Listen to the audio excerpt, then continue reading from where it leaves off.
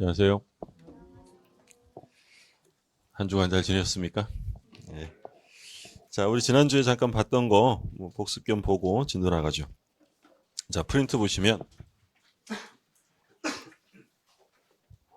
자, 1번부터 보죠.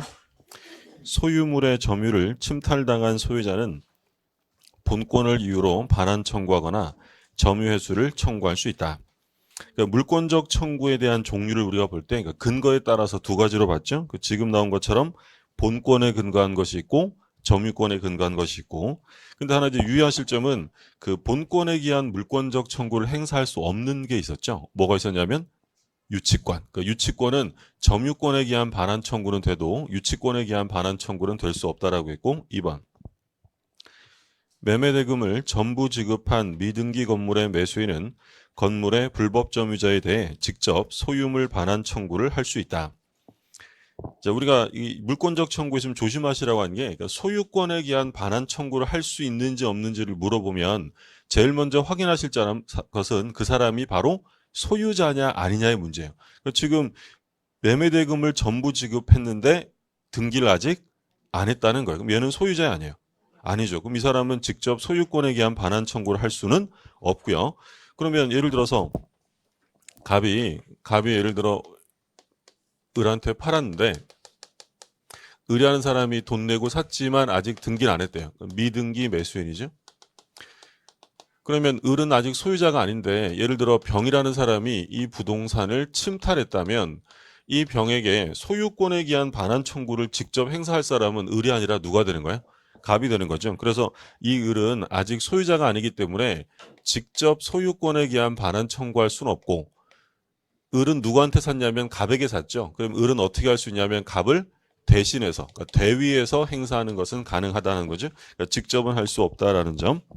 3번 법률 규정에 의한 부동산 물권 변동은 등기를 요하지 않으나 제3자에게 대항하기 위하여 등기를 하여야 한다. 3번은 틀렸죠. 3번은 굉장히 강조했던 건데 우리는 의사주의를 취하는 게 아니라 형식주의를 취하기 때문에 등기를 안 해도 대항할 수 있어요. 법률 규정에 의한 변동은. 근데 언제 등기하는 거라 그랬어요? 이건 처분 시에. 그러니까 대항하기 위해서가 아니다. 틀렸고요. 4번 갑소유 토지 위에 을이 지상권을 가지고 있다가 을이 소유권을 취득하면 을의 지상권은 등기 없이 소멸한다. 이때 이제 소멸하는 모습을 우리가 뭐라고 불렀냐면 혼동이다라고 했죠. 그럼 혼동으로 소멸하는 것은 법률 행위로 소멸되는 것이 아니라 191조라는 법률 규정으로 소멸되기 때문에 뭐가 필요 없다는 거야. 등기 없이 소멸한다. 옳은 지문이 되겠고요. 5번 점유 보조자도 물건을 사실상 지배하는 자이므로 점유보호 청구의 주체가 될 수 있다. 5번 틀렸죠. 점유보조자는 점유자가 아니죠. 점유자가 아니기 때문에 점유보호 청구의 주체나 상대방이 될 수 없다. 우리가 비교했던 건 간접점유 있었어요. 간접점유는 점유기 때문에 점유자로 인정되니까 점유보호 청구의 주체나 상대방이 될 수 있습니다. 보조자는 안 된다고 했고요. 6번 점유자의 점유가 자주점유인지 아니면 타주점유인지 여부는 점유자의 주관적인 내심의 의사에 의하여 결정된다. 6번 틀렸죠. 주관적인 내심의 의사로 결정하는 것이 아니라 모든 상황을 종합해서 외형적, 객관적으로 판단해야 한다라고 했죠. 6번 틀렸고 7번 점유물이 멸실훼손된 경우 선의의 타주점유자는 이익이 현존하는 한도에서 회복자에게 배상 책임을 진다. 자, 현존이익만 배상하면 되는 사람은 어떤 상태냐면 선의이면서 자주점유까지 갖춰야죠. 선의이면서 타주이거나 악의점유자는 모든 손해를 배상해야 한다라고 했습니다. 7번도 틀렸고요. 지난주에 점유자 회복자 관계까지 봤고 오늘은 255쪽이에요. 255쪽 점유보호 청구부터 보실 차례입니다.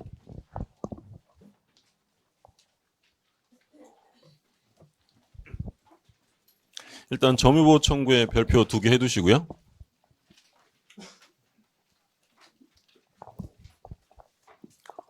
우리 지난주에 그 물권적 청구권 볼 때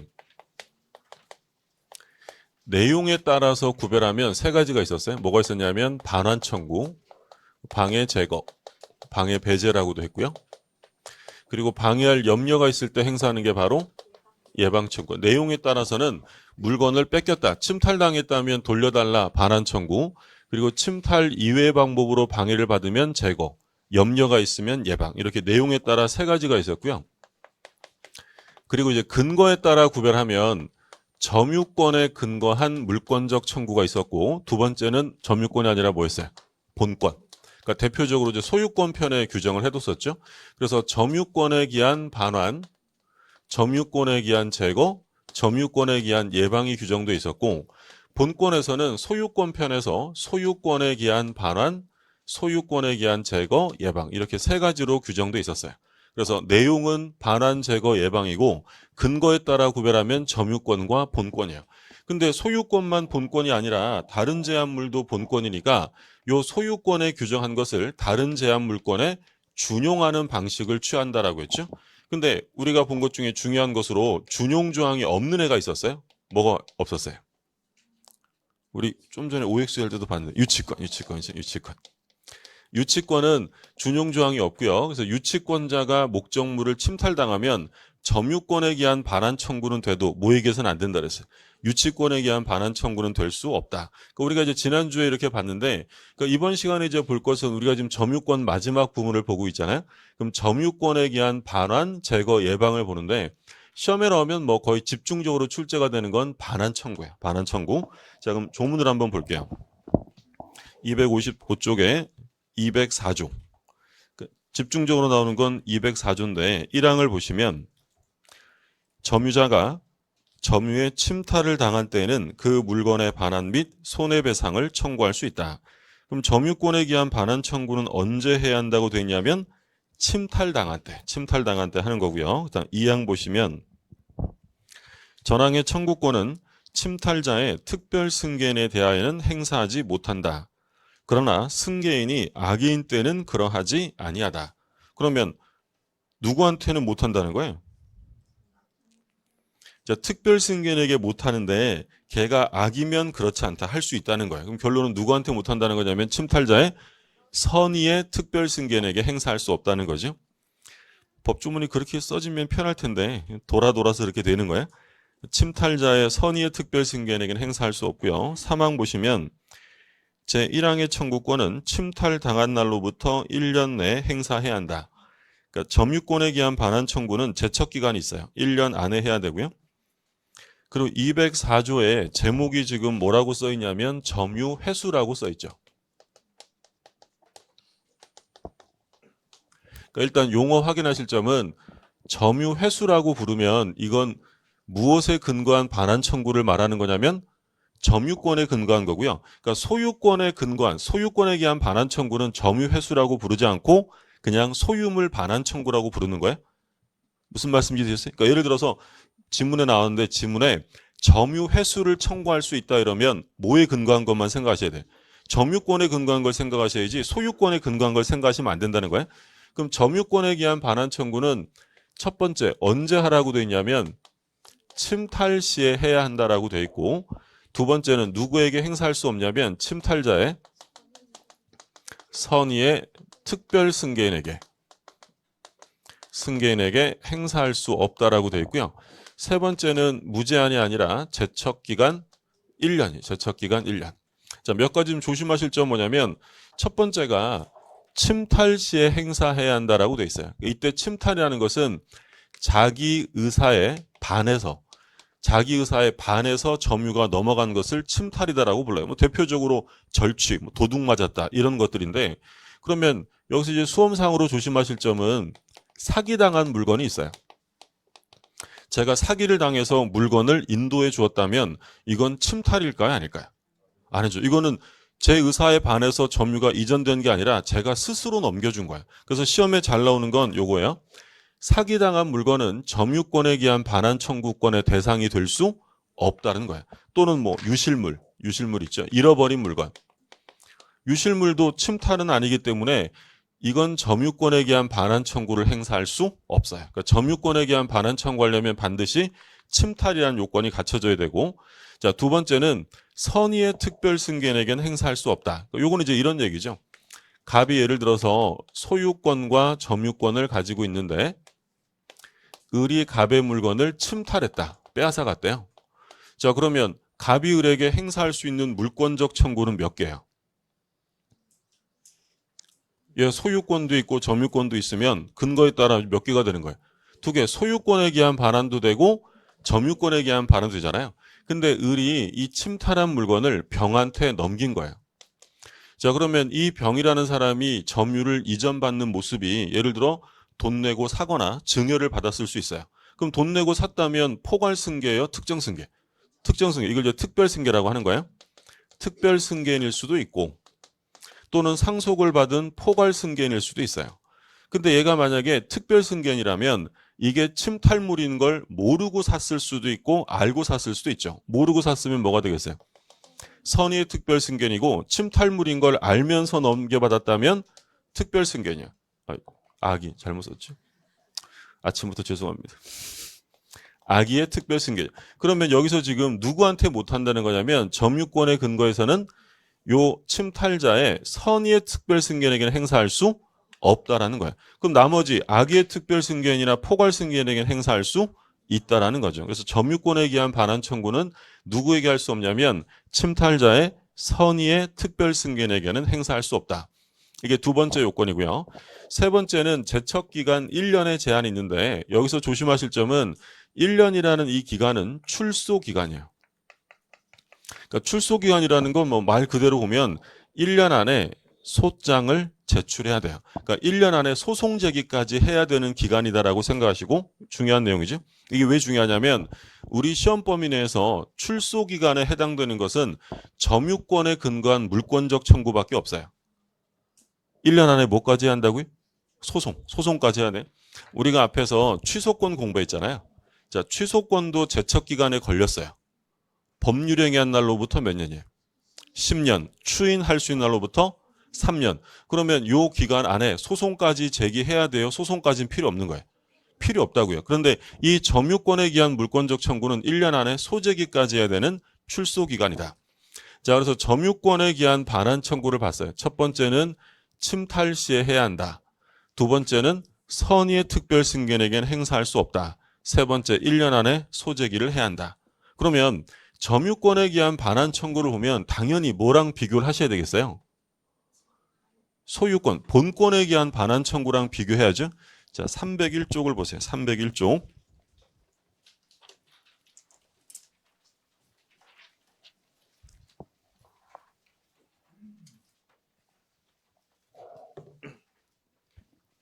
자, 301쪽에 보시면 소유권에 기한 물권적 청구라고 되어 있고 213조가 나옵니다. 213조는 제목이 뭐라고 써 있어요? 소유물 반환 청구에.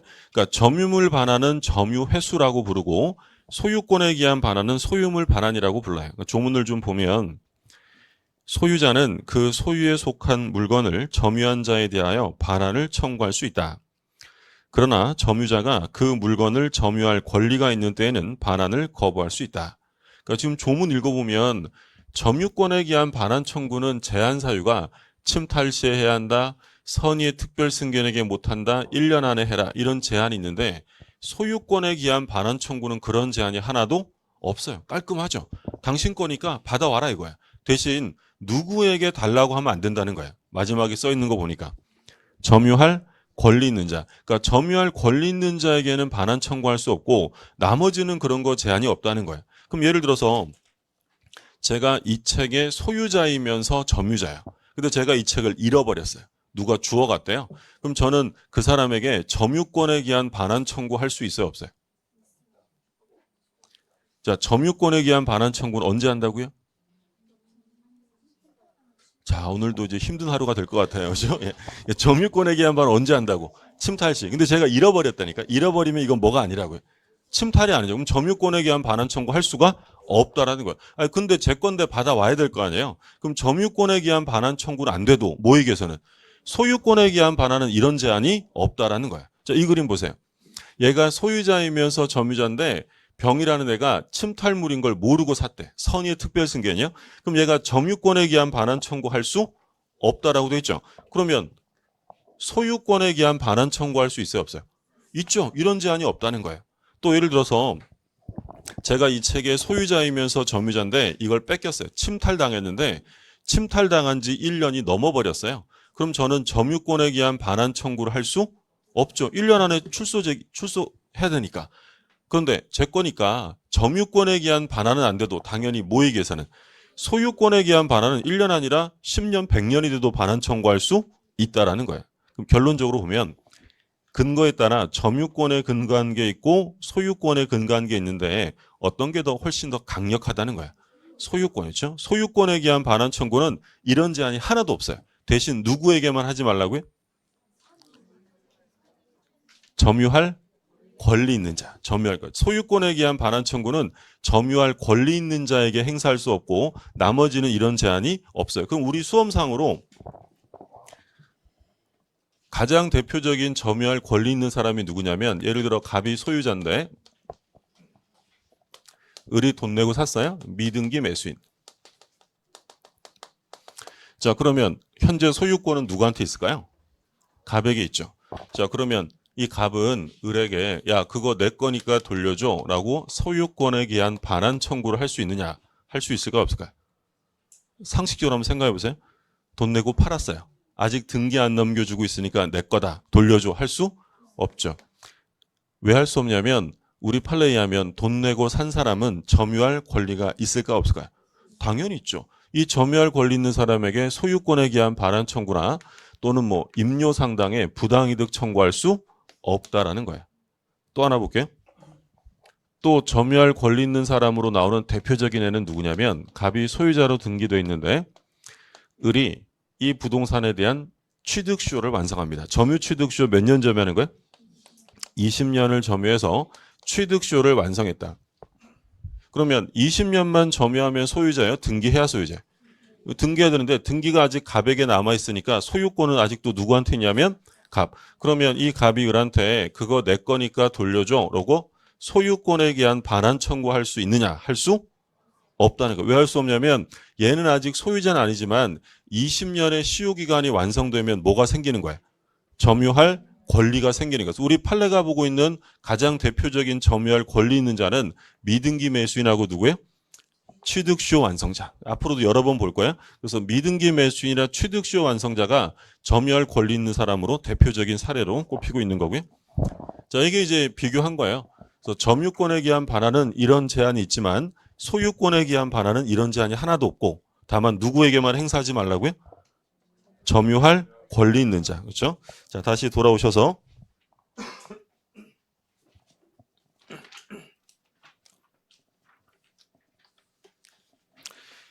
마무리하죠. 255쪽에. 자, 255쪽에 1번의 점유물 반환 청구. 거기 니은의 침탈이라고 되어 있고요. 거기 이제 굵은 글씨 한번 보세요. 굵은 글씨에 따라서 사기의 의사표시에 하여 건물을 명도해 준 것이라면 건물의 점유를 침탈당한 것이 아니므로 피해자는 점유회수의 소권을 가진다고 할 수 없다라고 했고 시험에 자주 나온다고 했고 그 다음에 2번에 동그라미 2번에 상대방 나오죠. 첫째 줄 마지막에만 줄 거두세요. 다만 침탈자의 선의의 특별 승계에게는 행사할 수 없습니다. 자, 한 장 넘겨보시면 동그라미 4번에 제척기간 나오죠. 그 둘째 줄에 줄 거두세요. 둘째 줄에. 동그라미 4번 제척기간 둘째 줄. 1년이라는 제척기간은 재판 외에서 행사한 것으로 족한 기간이 아니라 반드시 그 기간 내에 소를 제기해야 하는 이른바 출소기간으로 해석하는 것이 판례이다. 밑에는 이제 방해제거인데 방해제거도 그 2항에 보시면 1년 안에 하라고 되어 있는데요. 그것도 역시 무슨 기간이냐면 출소기간. 그래서 동그라미 2번 제척기간 나오죠. 찾으셨어요? 예, 동그라미 2번 제척기간에 둘째 줄 마지막에 이른바 뭐라고 써 있어요? 출소기간. 출소기간만 줄거두시면 돼요. 그러면 우리가 앞으로 공부할 때 제척기간 예가 되게 많이 나와요. 근데 제척기간 중에서 출소기간은 어디에서만 나오냐면 점유보호 청구에서만 나와요. 그러니까 다른 데서 나오는 제척기간은 전부 다 출소기간이 아니다라고 생각하시면 되고 자, 예방 볼게요. 206조. 제1항 보시면 점유자가 점유의 방해를 받을 염려가 있는 때에는 그 방해 예방 뭐라고 되어 있어요? 또는의 동그라미 드세요. 또는 손해배상의 담보를 청구할 수 있다. 그러니까 예방을 청구한다는 건 현재 방해가 있는 상태는 아니고 방해 염려가 있는 상태죠. 그럼 이때 청구할 수 있는 건 예방이나 손해배상의 담보, 둘 중에 하나를 청구하는 거지, 예방 조치도 모두 취하고 그리고 혹시 모르니까 손해배상의 담보물도 내놔라고 할 수는 없다는 거예요. 둘 중에 하나. 시험에 몇 번 출제가 됐는데 출제가 되면 예방과 함께 손해배상의 담보를 청구할 수 있다라고 하면 틀려. 둘 다가 아니라 둘 중에 하나만 청구할 수 있다라는 점 주의하시고요. 자, 그 얘기고 저희 점유권은 다 보셨고요. 이제 소유권 나오죠. 268쪽입니다.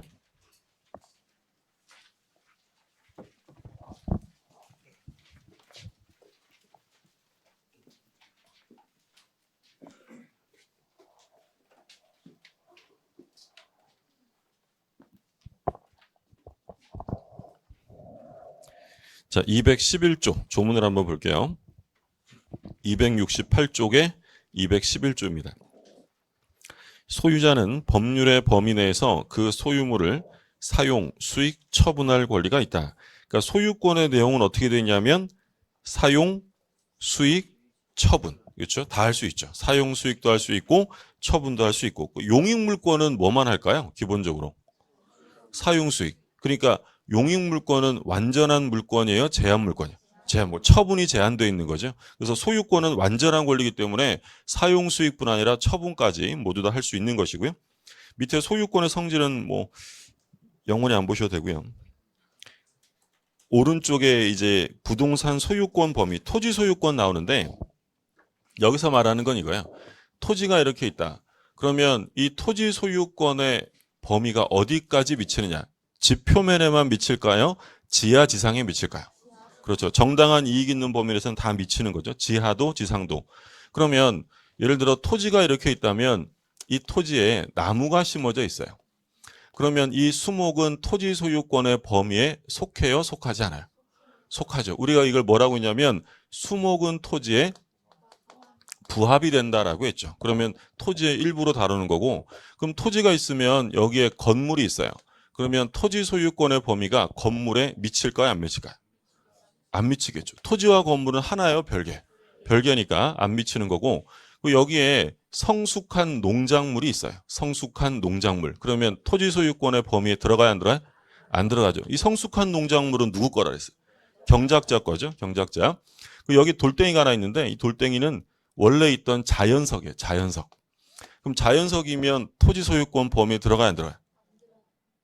원래 바닥에 있는 돌덩이면 토지 소유권의 범위에 들어가죠. 소유권에 속하는 거고. 근데 여기에 있는 돌이 자연석이 아니라 인공적으로 조각한 석불이에요. 석불. 인공적으로 조각한 석불이면 토지 소유권의 일부일까요? 별개로 다룰까요? 요건 별개. 토지 소유권의 범위에 속하지 않습니다. 자, 이 땅에 밑에 봤더니 천연 지하동굴이 있어요. 천연 지하동굴은 토지 소유권과 별도일까요? 토지의 범위에 속할까요? 속한다라는 것이 판례야. 자, 여기에 토사나 암석이 있어요. 원래 토사나 암석이 있으면 땅 속에 있는 토사 암석은 토지와 별개요? 토지의 일부로 다룰까요? 당연히 일부로 다루겠죠. 근데 이제 문제가 되는 게 이게 광물이에요. 광물. 그러니까 광업법에서 규정하는 광업권이라는 준물권의 대상이 되는 미채굴 광물이다. 이게 미채굴 광물이면 토지 소유일까요? 별개로 다룰까요? 별개는 국가 거예요. 그럼 무슨 얘기냐면 토지 소유권의 범위가 광업법에서 규정하고 있는 미채굴 광물에는 미치지 않는다는 거예요. 그러니까 광물이라는 것은 별도의 무엇의 대상이 되냐면 광업권이라는 준물권의 대상이 별도로 되는 거지 토지 소유권에 속하는 건 아닙니다. 여기 밑에 물이 흘러요? 지하수나 온천수입니다. 그럼 지하수나 온천수는 별도의 권리의 대상이 될까요? 토지 소유권의 일부에 속할까요? 일부에 속해요. 이건 토지 소유권의 범위에 들어가요. 그러니까 우리 판례가 우리 지난번에 공부할 때 온천권이라는 관습상의 물권이 따로 있어요? 없어요? 요게 기억이 안 나시니까 요게 안 되는 거지. 우리가 이제 관습상의 물권이 아니라고 본 것 중에 뭐 생각나는 거 혹시 있으세요? 공원 이용권이 있었죠. 공원 이용권이 있어서 그렇죠. 제일 중요한 게 미등기 매수인에게 소유권에 준하는 관습상 물권은 없다. 등기 안 하면 소유자 아니라 그랬잖아요. 그리고 통행권. 남의 땅을 오래 다녔다고 해서 관습법상 통행권이라는 물권이 생기는 게 아니고, 그리고 뭐가 없다 그러냐면 온천권이라는 관습상의 물권은 없다라고 했어요. 그렇죠? 예. 자, 그럼 확인하고 가죠.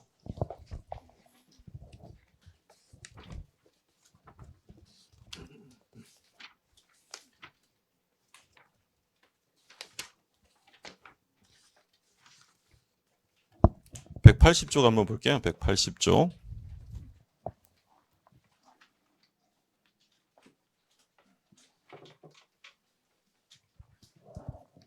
180쪽에 찾으셨어요? 예, 뭐 별표도 돼 있잖아요, 거기. 볼게요. 그 1번에 보시면 1번에 미등기 무허가 건물의 양수인이라 할지라도 그 소유권 이전 등기를 격려받지 않는 한 건물에 대한 소유권을 취득할 수 없고, 그러한 건물 취득자에게 소유권에 준하는 관습상 물권이 있다고 볼 수 없다. 1번이 제일 중요하다고 했고, 자, 2번이 뭐야? 온천권. 온천권이라는 물권 없다고 했고, 3번은 뭐야? 통행권. 그렇죠. 남의 땅 오래 다녔다고 해서 통행권이라는 물권 안 생기고요. 4번에 우리 동네 공원이 있다고 해서 우리 동네 주민들만 배타적으로 이용할 수 있는 공원 이용권이라는 물권이 있느냐? 그런 것은 없다라고 했죠. 그 얘기 한 거예요. 근데 지금 뭘 보신 거냐면 그 중에서 온천권이라는 물권이 있느냐? 그런 물권은 없어. 이건 소유권의 일부분이지 별도 물권이 아니라고요. 근데 좀 전에 이 미채굴 광물은 소유권의 일부예요. 별도 물권의 대상이에요. 별도. 광업권이라는 법이 정하는 준물권의 대상이 된다라는 거예요. 그럼 이건 결국 뭐 그림으로 보니까 되게 이상하게 생겼지만 결국 이건 무슨 문제와 연결되냐면 만약에 이 토지에 저당권이 설정이 된 거예요. 그럼 이건 결국 저당권의 범위의 문제와 연결돼요.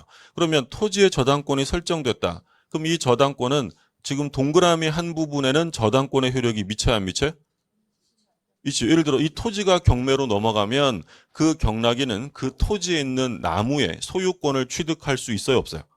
있죠. 왜냐하면 나무는 토지에 부합되니까. 옛날에 그런 일이 있었어요. 그 어떤 됐다 부잣집이 경매로 넘어갔는데 거기에 이제 이렇게 정원에 소나무가 있었어요. 근데 이게 무슨 뭐 황금 소나무인가 이래서 그루당 억대 나무였어요. 그러니까 이제 문제가 생긴 게 경락인은 아니 내가 이 다 집 경락 받은 거니까 이 나무도 토지에 부합되어 경락인인 나에게 넘겨야 한다라고 하고, 이 부잣집 아저씨는 야, 이 소나무가 얼마짜리인 줄 알아? 이 섬이나 이러면서 막 싸움이 난 거야. 그럼 이 경우에 이 부잣집 아저씨가 이겼겠어요? 아니면 경락인이 취득하는 거야? 경락인이었죠. 부합되니까. 근데 토지가 경매되었다고 해서 건물을 부록으로 줄 리는 없잖아요. 그럼 안 미치는 거죠. 그럼 결국에는 부합된 물건에는 전부 다 저당권의 효력이 어때요? 미친다라는 거죠. 결국 저당권의 문제와 연결되니까 봐두시고요. 자, 여기까지가 이제 토지 소유권의 범위. 교재에 있는 내용보다 좀 구체적으로 봤으니까 참고로 보시고요. 상린관계는 지금 안 보셔도 되겠고 바로 취득시효 들어갈 거예요. 281쪽 보세요. 281쪽.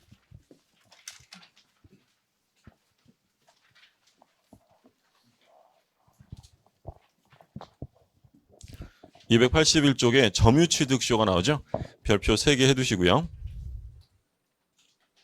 그러니까 점유취득시효는 뭐 중요하기도 하고, 그리고 시험에 나오면 특히 사례 문제로 나올 걸 대비해야 돼요. 자, 그러면 조문 잠깐 한번 볼게요. 245조 제1항 20년간 소유의 의사로 평온 공연하게 부동산을 점유한 자는 등기함으로써 그 소유권을 취득한다. 자, 요건은 소유의 의사, 평온 공연 이렇게 들어가죠.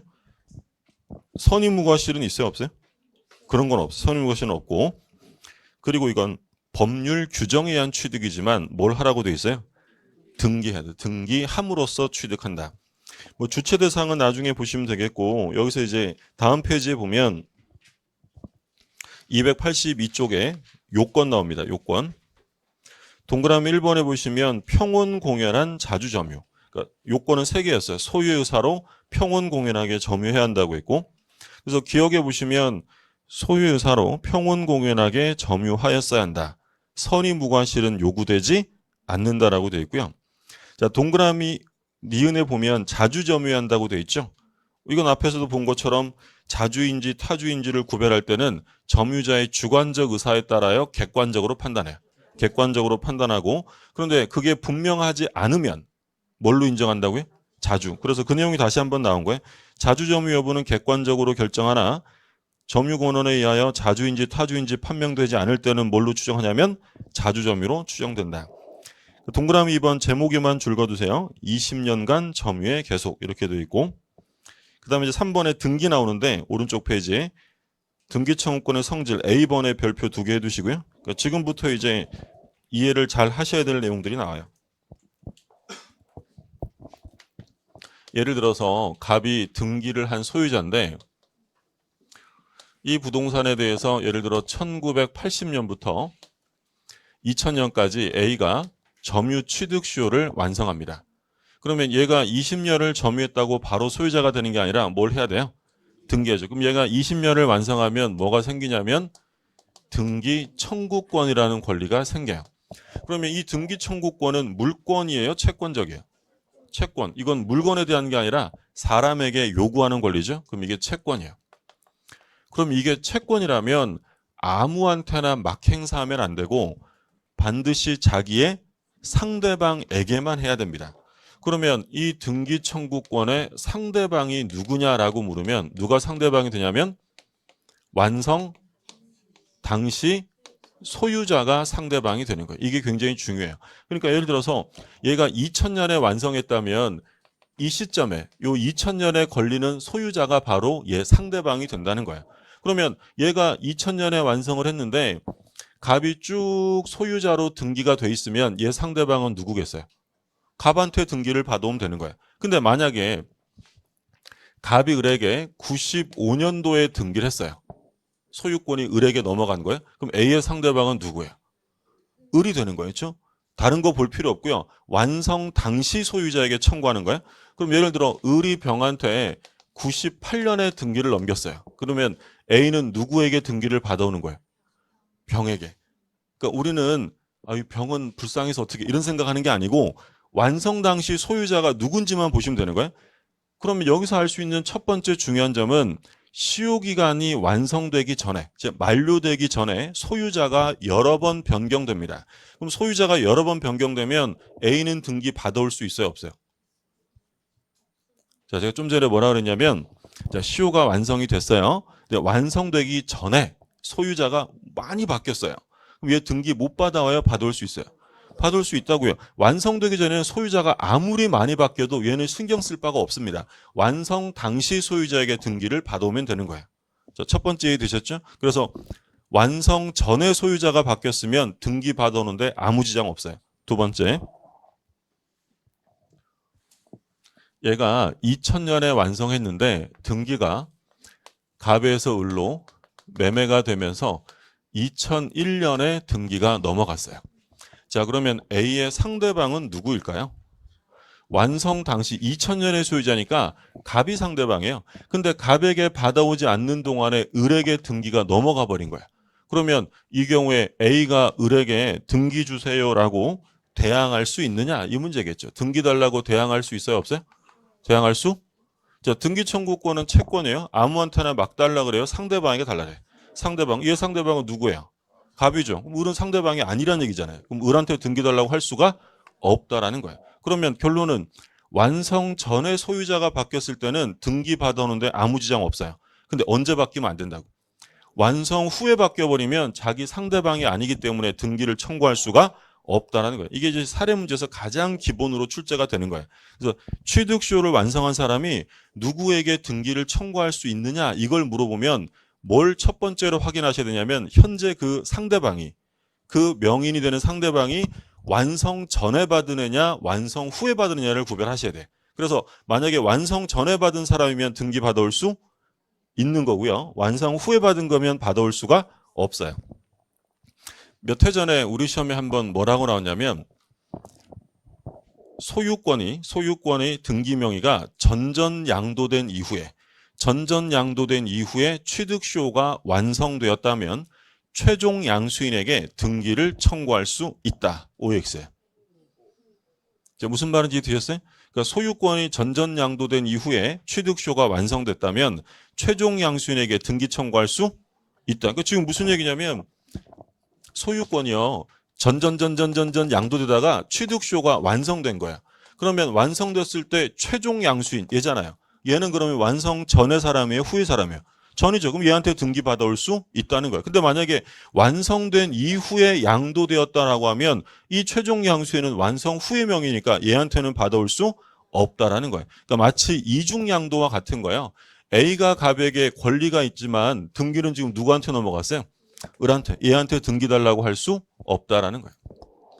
물론 을에게 대항할 수 없다고 해서 A가 갑에게 가지고 있던 등기 청구권이 소멸한다는 얘기는 아니다라는 거예요. 그게 무슨 얘기냐면 어떤 사유로 소유권이 갑에게 되돌아오면 갑에게는 등기를 청구할 수 있다는 거예요. 그러니까 얘한테 대항 못한다는 거지 자기 상대방에게 갖는 권리가 없어진다는 얘기는 아니다라는 거예요. 자, 여기까지 이해되셨어요? 그래서 완성 전에 바뀌면 등기 받아올 수 있고 완성 후에 바뀌면 받아올 수 없는 거예요. 근데 우리 판례는 뭐라고 하냐면 등기 명인이 바뀐 이때를 뭐로 인정해 주냐면 새로운 기산점으로 인정을 해줘요. 새로운 기산점으로. 그럼 새로운 기산점으로 인정이 된다면 이때부터 또 몇 년만 더 지나면 되는 거예요. 20년만 또 지나면 되는 거죠.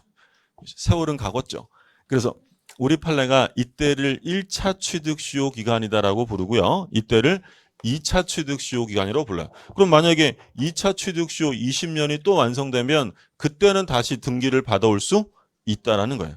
근데 이제 그건 먼 훗날의 얘기고 2001년 현재는 A가 을에게 등기 달라고 대항할 수가 없다라는 거예요. 그럼 여기서 또 한 가지 중요한 문제가 생기는데 그러면 A가 갑한테 아저씨 왜 등기를 안 주고 을한테 팔았어요? 물어내요. 라고 손해배상을 청구할 수 있느냐 문제예요. 우리가 그 첫 시간에 본 건데 우리 민법이 규정하고 있는 손해배상의 근거, 위법행위는 두 가지가 있어요. 두 가지. 뭐하고 뭐였냐면 채무, 불이행하고 불법행위가 있었어요. 고의과실이라는 얘기가 살짝 들렸는데 이 채무불이행이나 불법행위는 물론 기본적으로 고의과실이 있어야 돼요. 고의과실이 있어야 손해배상 청구할 테니까. 근데 얘랑 차이점은 뭐였냐면 채무불이행이라는 것은 당사자 사이에 뭐가 있어야 된다 그랬어요. 계약. 계약상의 채권 채무가 있어야 채무불이행이라는 말을 쓰는 거고 계약관계가 없으면 그때는 뭐라 그랬어요? 불법행위가 성립하는 거야. 그래서 그런 얘기 첫 시간에 제가 예를 들어 길 가다 나갔는데 오늘 비도 오는데 운전자가 빗길에 졸음 운전하다가 횡단보도를 건너는 저를 다치게 했어요. 그럼 저는 그 운전자에게 손해배상을 청구할 수 있을 거 아니에요. 근데 이때 제가 그 운전자에게 아저씨 채무불이행 손해배상 해주세요 하면 돼야 안 돼요? 안 되죠. 뭐라 그래야 돼? 이게 왜 채무불이행이 안 되는 거야? 운전자와 저 사이에는 뭐가 없으니까 계약상의 채권 채무가 없잖아요. 그러니까 채무불이행이라는 말을 쓰려면 반드시 계약상의 채권 채무 관계가 있어야 돼요. 그래서 보통 채무불이행을 불법행위의 특수관계다라는 말을 쓰는 거예요. 근데 예를 들어 매매계약을 했어요. 매매계약을 했는데 매수인이 약속한 날에 돈을 안 줍니다. 그럼 이건 불법행위의 채무불이행이에요. 그건 계약관계가 있으니까. 그러면 A가 취득시효를 완성해서 갑에게 등기 청구권을 갖잖아요. 그러면 이 등기 청구권이 발생하는 것은 계약 관계에서 발생한 거예요? 계약이 아니에요. 계약이 아니죠. 법률이 정한 거지 얘랑 무슨 계약을 한 게 아니라는 거죠. 그러면 여기서 만약에 시험에 채무 불이행이라는 말을 쓰면 얘는 볼 것도 없이 무조건 틀려요. 뭐라고 해야 되는 거예요? 불법행위 손해배상을 논의하는 거예요. 근데 불법행위 손해배상을 청구할 수 있느냐? 한번 생각을 해보세요. 내 부동산을 내가 팔았어요.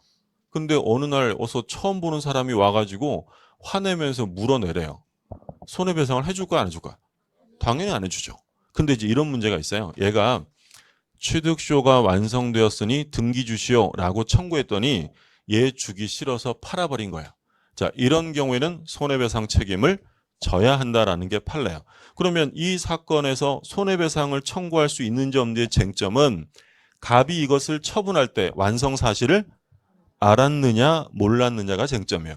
그러니까 우리 판례에 하면 만약에 갑이 시효 완성 사실을 알면서 알면서도 처분했다면 그때는 불법행위 책임을 물을 수 있다는 거예요. 그래서 이것도 사례 문제로 되게 많이 나오는데, 그래서 A가 갑에게 손해배상을 청구할 수 있는지를 물어보면 꼭 확인하실 점은 갑이 이걸 팔 때 완성 사실을 알고 팔았느냐 모르고 팔았느냐를 보셔야 돼요. 만약에 알면서도 팔았다면 불법행위 책임 물을 수 있지만 모르고 팔았다면 물을 수 없는 거예요. 그럼 기본적으로요, 갑이 이걸 팔 때 완성 사실을 알고 파는 게 기본일까요? 모르고 파는 게 기본일까요? 모르고 파는 게 일반적이에요. 알았으면 그 전에 중단시키든지 저질했었을 테니까 그게 이제 기본적인 내용이고요. 그러면 요거 한번 볼게요.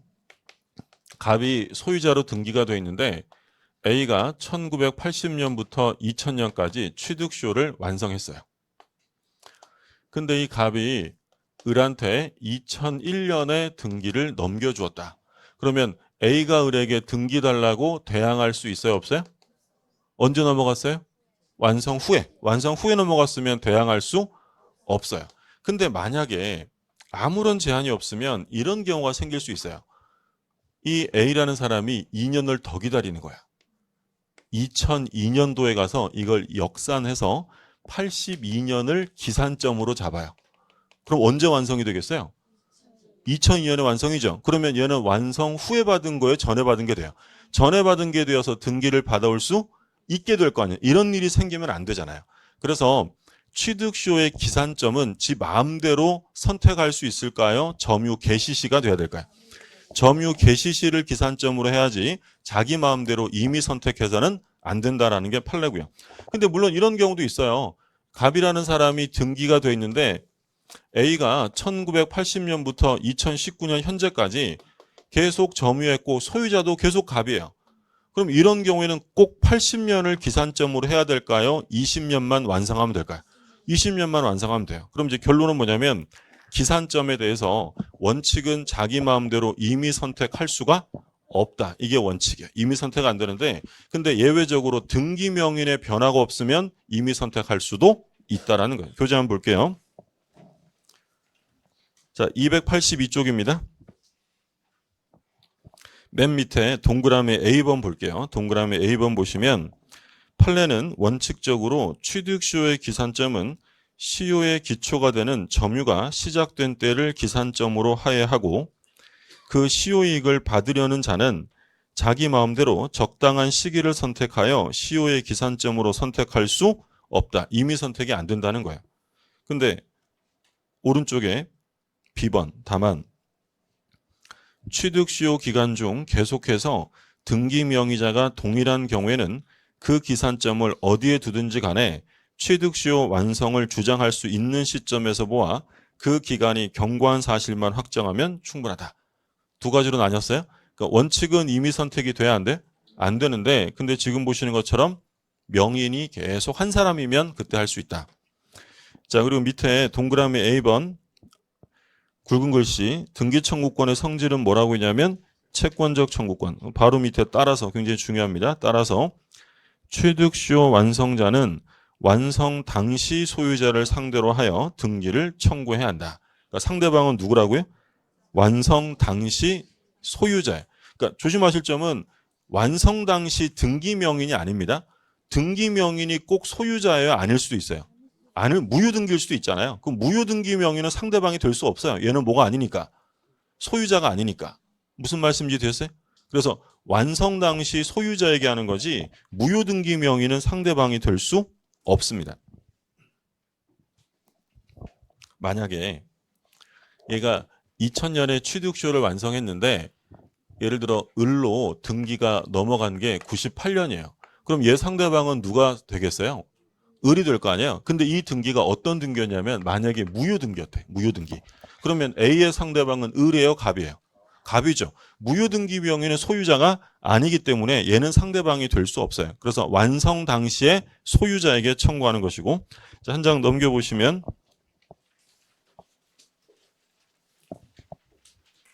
니은 있죠? 니은 별표 2개 해두시고요. 밑에 디귿도 마찬가지. 디귿도 별표 2개 해주시고 니은은 완성 뭐라고 되어 있습니까? 전에. 그리고 디귿은 완성 후에, 전후에 동그라미 해두세요. 그게 핵심이에요.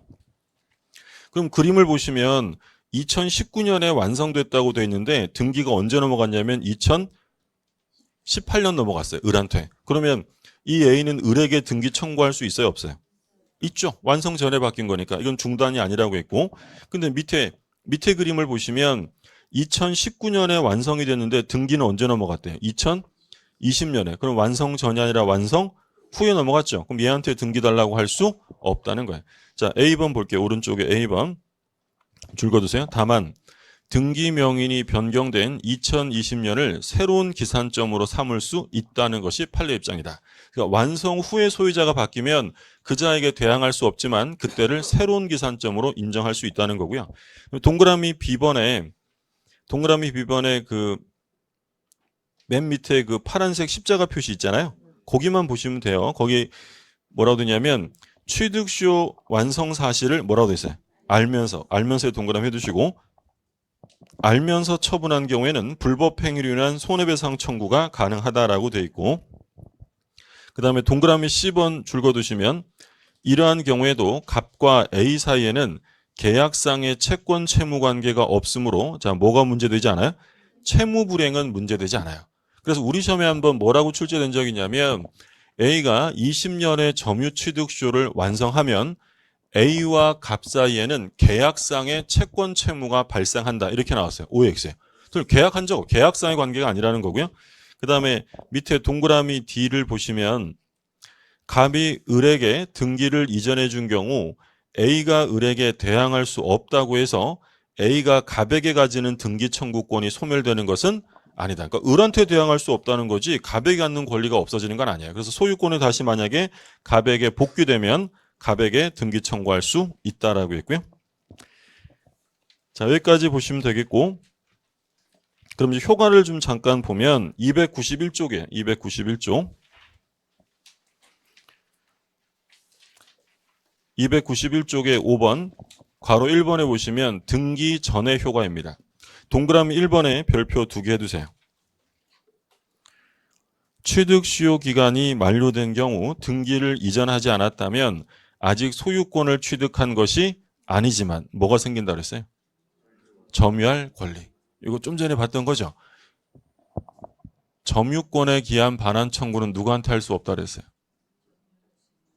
점유권에 기한 반환 청구 세 가지 제한이 있었잖아요. 침탈 시에만 해야 한다. 그리고 선의의 특별 승견에게 못한다. 1년 안에 해야 한다. 근데 소유권에 기한 반환은 이런 제한이 전혀 없고 누구에게만 하지 말라고 했냐면 점유할 권리 있는 자. 그래서 우리가 아까 점유할 권리 있는 자로 본 대표적인 사람이 미등기 매수인하고 지금 나오는 취득시효 완성자. 그러니까 아까 본 내용이 또 한 번 나오는 거예요. 그래서 지금 굵은 글씨 한번 보세요. 등기 명의는 완성자에게 소유물 반환 청구권 행사할 수 없고 그리고 뭐도 안 된다고 했냐면 부당이득 반환 청구권도 행사할 수 없다. 판례도 그 얘기 하는 거야. 똑같은 내용 다시 한번 나온 거고요. 그러면 한 장 넘겨서 293쪽 보세요. 이번엔 등기 후의 효과예요. 등기 후의 효과. 동그라미 1번 첫째 줄에만 줄 거두세요. 취득시효로 인한 권리 취득은 원시 취득이다. 그러니까 우리가 첫 시간에 권리의 취득을 승계 취득과 원시 취득으로 나눴잖아요. 그러면 예를 들어서 지금 갑이라는 사람이 등기 명인이고 얘가 취득시효를 완성해서 등기를 넘겨받은 거예요. 그 좀 내용을 보면 갑이 소유자로 등기가 돼 있는데 이 을이라는 사람이 취득시효를 완성해서 이제 등기를 받았다. 그러면 을은 갑이랑 어떤 법률 관계를 통해서 이 갑이라는 사람의 권리를 승계하여 이전받는 것이 아니고요. 법률에 의해서 이 사람이 처음으로 권리를 취득한 것으로 인정해 주겠다는 거야. 그러니까 승계 취득이 아니라 뭘로 인정한다는 거야? 원시 취득으로 인정한다는 거죠. 그러면 이게 원시 취득이면 종전에 달려있던 제한적 권리가 모두 소멸할까요? 승계하는 거예요. 원시 취득이면. 자, 원시 취득과 승계 취득이 있어요. 승계 취득이라는 건 말 그대로 뭐 하는 거예요? 승계하는 거야. 그게 승계 취득이죠. 원시 취득은 앞 사람이랑 상관이 있어요? 없어요? 없죠. 내가 처음이에요. 그러면 종전에 제한적 권리가 있었다면 이 원시 취득한 을이 그걸 승계하는 거예요? 다 없어지는 거예요? 다 소멸되는 것을 원칙으로 하고 그럼 얘가 1980년부터 2000년까지 점유하고 등기를 한 거예요. 이제 그럼 소유자가 되죠. 그럼 소유자로 인정되는 시점이 언제냐? 언제부터냐면 80년부터 소유자였던 것으로 인정돼요. 그러면 등기 시부터가 아니라 언제로 소급한다는 거야? 점유 개시 시로 소급한다. 그게 이제 밑에 나오는 동그라미 2번이에요. 취득시효로 인한 소유권 취득의 효력은 점유를 개시한 때로 소급한다 라고 되어 있죠. 자, 보셨고요. 좀 쉬었다가 첨부 들어가죠.